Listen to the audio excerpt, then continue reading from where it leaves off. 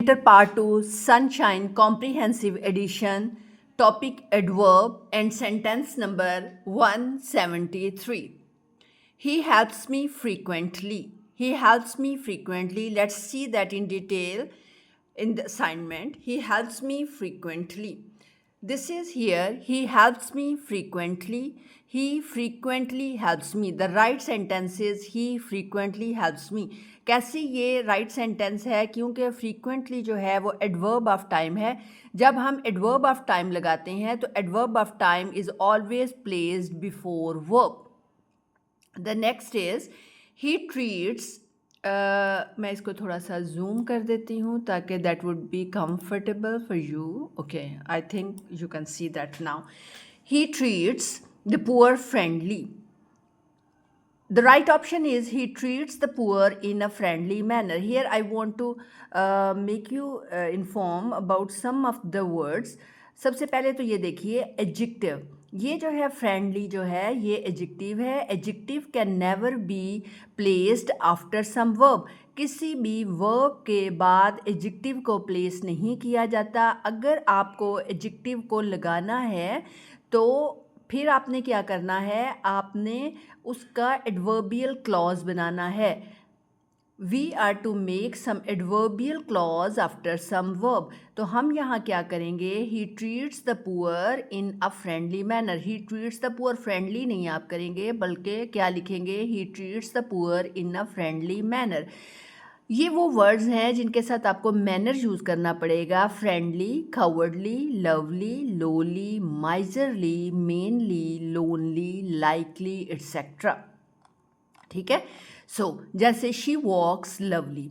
अब she walks lovely, वॉक्स चूँकि verb है, वर्ब के बाद डायरेक्ट आप एडजेक्टिव को यूज़ नहीं कर सकते, तो you are to say in a lovely manner. She walks in a lovely manner.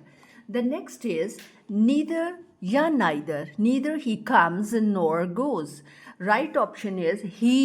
यानी जो सब्जेक्ट है इसमें सब्जेक्ट को हमने यहाँ ये देखिए सब्जेक्ट हमने यहाँ पे लगाया हुआ था नीदर के बाद, जबकि यहाँ पे हम क्या कर रहे हैं कि सब्जेक्ट को हम स्टार्ट में लेते हैं. He neither comes nor go, subject start में, उसके बाद ये कोरिलेटिव कंजंक्शन आएगी. While using neither or nor conjunction, यानी इस कोरिलेटिव कंजंक्शन को यूज़ करते हुए सब्जेक्ट हमेशा हम स्टार्ट में रखते हैं. नेक्स्ट जो है he ran lest he might miss the train. ये एक फार्मूला नोट कर लीजिए, lest plus should is equal to not. यानी ये कोरिलेटिव कंजंक्शन है. लेस्ट यूज़ करेंगे तो लेस्ट के साथ शुड यूज़ करना पड़ेगा. जब लेस्ट और शुड यूज़ कर लेंगे तो आपको फिर नॉट लगाने की ज़रूरत नहीं रहती, बल्कि ख़ुद ब खुद इसका मतलब बन जाएगा lest plus should is equal to not.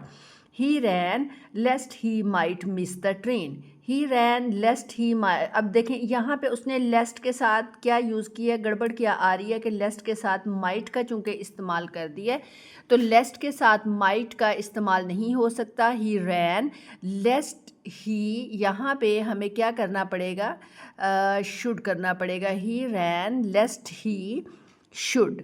Late me type that. He ran lest he should miss the train. Next is he is beautifully singing. He is beautifully singing नहीं आप करेंगे बल्कि he is singing. He is singing beautifully. He is singing beautifully. Then she bought many sugar. अब sugar जो है वो क्या है, ये शुगर है अनकाउंटेबल नाउन है. अनकाउंटेबल नाउन के साथ मैनी नहीं आता, बल्कि वो चीज़ें जिन्हें हम गिन सकें उन्हें काउंटेबल नाउन कहते हैं, और काउंटेबल नाउन के साथ मैनी आता है. लेकिन वो तमाम चीज़ें जिन्हें हम गिन नहीं सकते हैं बल्कि उनकी पैमाइश करते हैं, उसके साथ हम मच लगाते हैं. जैसे शुगर है तो शुगर की क्वांटिटी को तो मेजर कर सकते हैं लेकिन हम इसको गिन नहीं सकते, लिहाजा इसके साथ क्या आएगा, मच आएगा. She bought much sugar, uncountable noun है. She owns much books. अब यहाँ पे काउंटेबल केस आ गया. बुक्स जो है वो काउंटेबल नाउन है और मच जो है यहाँ पे ये रॉन्ग है. बुक्स के साथ मच नहीं आएगा, मैनी आएगा. काउंटेबल केस है. She ons many books. Writing books is too much difficult. Writing books is too much difficult नहीं आएगा बल्कि writing books is very much difficult आएगा. वेरी क्या है, वेरी जो है वो डिग्री है. इस वजह से टू नहीं आएगा, टू मच डिफ़िकल्ट नहीं बल्कि वेरी मच डिफ़िकल्ट, यहाँ पे डिग्री हम लगाएंगे। He reads good, he reads good नहीं आएगा, गुड अगेन डिग्री है तो यहाँ डिग्री नहीं हम लगाएंगे, ही रीड्स वेल। तो इस तरह से हमारा एडवर्ब का जो टॉपिक है वो हमारा ख़त्म हो गया। एडवर्ब ही कर रहे थे ना, yes adverb, let me repeat that and show कि ये हमारा टॉपिक जो है वो चल रहा था adverb. Adverb is over here, ये दोबारा से आप स्क्रीन पे इसकी डेफिनेशन जो है वो देख सकते हैं। Adverb, an adverb is a word that tells us more about a verb, या एक मोर कॉम्प्रिहेंसिव डेफिनेशन है कि an adverb is a word that adds to the meanings of verb, adverb and adjective. Verb, adverb and adjective के meanings में इजाफा करता है। Let me note that down here. मेरा ख्याल है कि यहाँ verb, adverb, adverb and adjective, ठीक है। तो ये इस तरह से वर्ब, एडवर्ब एंड एडजेक्टिव ये यहाँ पे डन हो गया। इसको हम हाईलाइट कर देते हैं। Adverb is a word that adds to the meanings of verb, adverb and adjective. ये इन तीनों पार्ट्स ऑफ स्पीच के मीनिंग्स को इन्हेंस करता है। Hope you have clear the topic. Thank you.